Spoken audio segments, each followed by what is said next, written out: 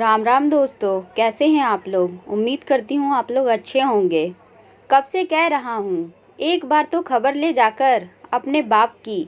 सिर्फ माँ मरी है, तेरी बाप अभी जिंदा है। देखना मेरा क्या हाल हो गया है, कुछ भी ढंग का नहीं मिलता। नीलेश जी ने अपनी बेटी कनक को फ़ोन पर ही सुनाना शुरू कर दिया। कनक की माँ को मरे हुए अभी 3 महीने ही हुए थे। तब वह करीब 15 दिन रुकी भी थी। मुंबई से दिल्ली रोज़ रोज़ आना मुमकिन भी नहीं है, पर फ़ोन पर रोज़ 3 बार घर में बात कर ही लेती है। 2 बार पिताजी से और 1 बार अपनी भाभी रिया से। नीलेश जी दिन में 2 बार बात करते समय उसमें 10 बार अपनी बहू रिया पर खींच निकालते। तेरी माँ थी तब भी रोटी यही बनाती थी। तब इसे अपनी सास का डर था, कितने पतले फुलके बनाती थी। अब देखो इसे मोटी रोटी बनाकर पटक देती है।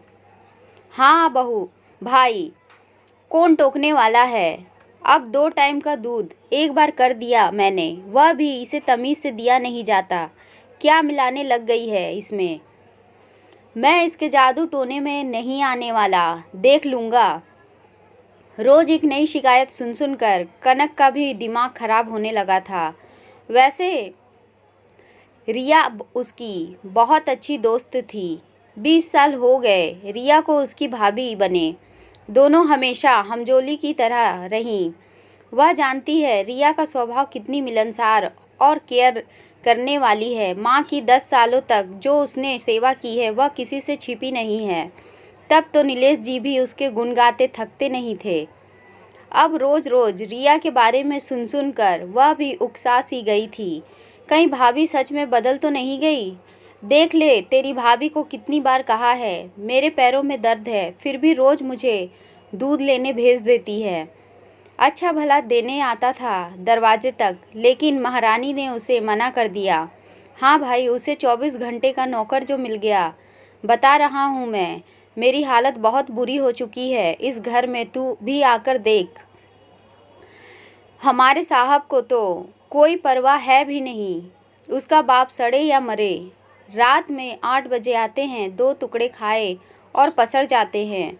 बाप के लिए उसके पास 2 घड़ी का भी वक्त नहीं है। यह सुनकर कनक बोली, अरे तो पापा, भाई तो पहले भी कहाँ बात कर पाता था, उसे नौकरी से वक्त कहाँ मिलता था। कनक ने भाई की बात आते ही भाई का पक्ष लिया। मैं कुछ नहीं जानता हूँ, तू आजा, बस एक बार आजा, फिर देख उसने कितनी मोटी रोटी बनाई है। आज तेरी माँ जिंदा होती तो इसकी क्या मजाल थी, यह ऐसी मनमानी करती। नीलेश जी ने कहा। अब धीरे धीरे कनक को भी लगने लगा कि कहीं रिया बदल तो नहीं गई, कहीं उसकी भाभी लापरवाह तो नहीं हो गई। वह भी क्या करे, रोज एक ही बात सुनते सुनते उसे भी लगने लगा था कि अब रिया को समझने की ज़रूरत है। पर फ़ोन पर कैसे, चलो राखी तो आ ही रही है। वैसे भी माँ के जाने के बाद पहला त्यौहार है ना, क्यों ना दिल्ली का एक चक्कर लगा लिया जाए। भाभी को भी डर रहेगा कि मेरे पापा अकेले नहीं हैं, उनकी मनमानी नहीं चलेगी।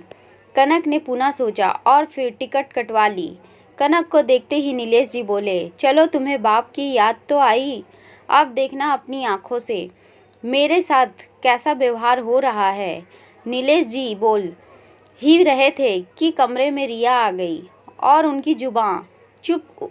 उसे देखकर रिया प्यार और अपनेपन से बोली, अच्छा हुआ दीदी आप आ गईं। आप 10-15 दिन से पहले नहीं जाने दूंगी। मैं आपको, जानती हैं कितनी अकेली हो गई थी मैं इन दिनों में। रिया का ऐसे मिलना कनक को अच्छा सा लगा।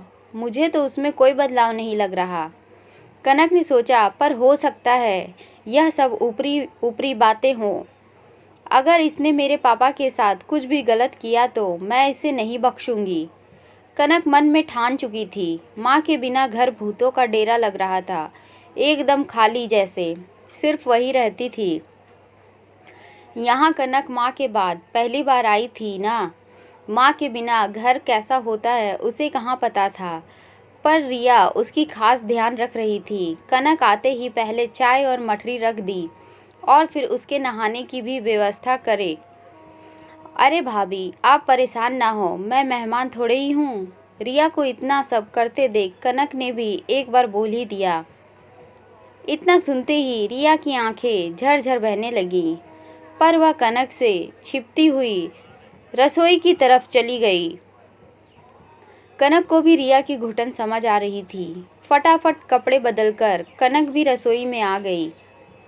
उसे भी तो तहकीकात करनी थी। कनक ने देखा, रिया तो वही पहले जैसी रोटियां बना रही है, एकदम पतली, शायद उसे देखकर बना रही हो।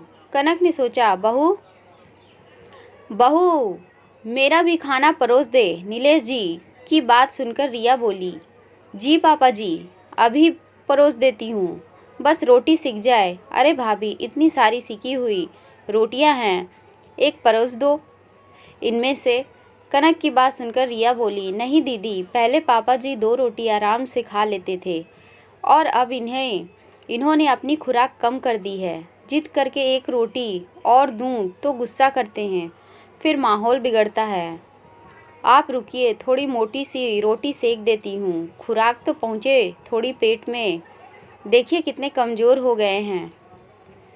कनक रिया का चेहरा ताकती रह गई। नीलेश जी ने आज भी रोटी पटकते हुए खा ली। फिर शाम हो गई। होते होते नीलेश जी गुस्से में रिया को बोले, ला बहू, दे दे तेरी बाल्टी दूध ले आऊं। रिया ने बाल्टी दी और नीलेश जी के जाते ही शर्मा जी को फ़ोन कर दिया। चाचा जी, पापा जी निकल गए हैं। यह देखकर कनक ने रिया से पूछा, अरे भाभी, किसको फ़ोन कर रही हो? वह बोली, शर्मा अंकल को। पापा जी ने मम्मी जी के जाने के बाद कहीं निकलना ही बंद कर दिया था। दूध वाले का आना मैंने इसी चक्कर में बंद कर दिया। सोचा पापा जी ले आएंगे तो उनकी थोड़ी सैर भी हो जाएगी। कॉलोनी वाले उनके सभी दोस्तों को मैंने बोल दिया है, वह सब भी उनके साथ हो लेते हैं। क्या करूं दीदी, पापा जी सबसे दूर होते जा रहे थे। अब आधा घंटे सब दोस्त साथ में रहेंगे, यह सब कनक की सोच के परे था। वह सिर्फ रिया को निहार रही थी। रात को दूध में कुछ मिलाते देखा। कनक ने फिर रिया से पूछा, यह क्या कर रही हो भाभी? वह बोली, अरे वह पापा जी आजकल बड़ी मुश्किल से एक बार ही दूध लेते हैं। पहले तो बादाम मुनक्का सब लेते थे, पर अब इन्होंने सब बंद कर दिया है। फिर इन्हें कब्ज़ हो जाती है, इसीलिए बादाम मुनक्का की पेस्ट बनाकर दूध में मिलाकर देती हूँ। कुछ तो पहुँचे उनके पेट में। कनक निरुत्तर होकर उसका चेहरा ताक रही थी। अब क्या बचा था अपने पिता का, उनकी माँ की तरह उनका ध्यान रखने वाली उनकी बहू के लिए? उनके पास कोई शब्द ना थे। काश पापा भाभी को समझ पाएं। कनक मन में सोचने लगी। नीलेश जी गुस्से में बोल रहे थे, कह दे अपनी भाभी से, इसे जाना हो तो जा आए अपनी माँ के पास। 2-3 दिन तक तू यहीं रहेगी। कोई यह ही ठकुराइन नहीं है इस घर की, इसके बिना काम नहीं चलेगा। जैसे सुनकर रिया के नेत्र से आंसू बहने लगे। उसने भी सोचा, पापा जी शायद चिढ़ने लगे हैं मुझसे। जा ही आती हूँ माँ पापा के पास। वैसे भी पूरा 1 साल हो गया है और अभी दीदी भी है यहाँ पापा जी का ख्याल रखने के लिए। पहले मम्मी जी की तबीयत की वजह से नहीं जा पाई थी, अब हो ही आती हूँ। तब कनक ने रिया से कहा, भाभी पापा ठीक कह रहे हैं, आप अपनी पैकिंग कर लो, मैंने भाई को बोल दिया है, वह टिकट करवा देगा। रिया के कमरे से बाहर जाते ही कनक ने अपने पापा को समझाते हुए कहा, पापा आपको भाभी के सामने ऐसे नहीं बोलना चाहिए था। आप जानते भी हैं उन्हें कितनी ठेस पहुंची होगी।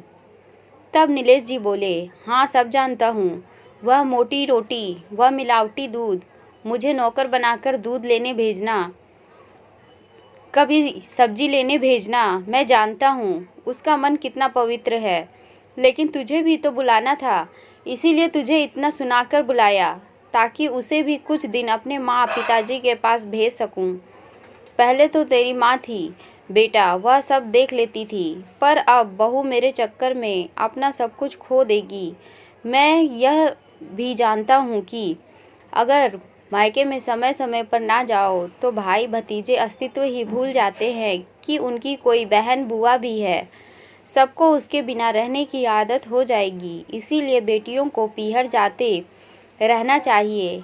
और अगर मैं उसे ऐसे नहीं बोलता तो वह अपने मायके जाती ही नहीं। अब चली जाएगी और दिल दुखने की बात छोड़, वहाँ से आएगी तब उसका मन खिला हुआ होगा। बस वही ज़रूरी है।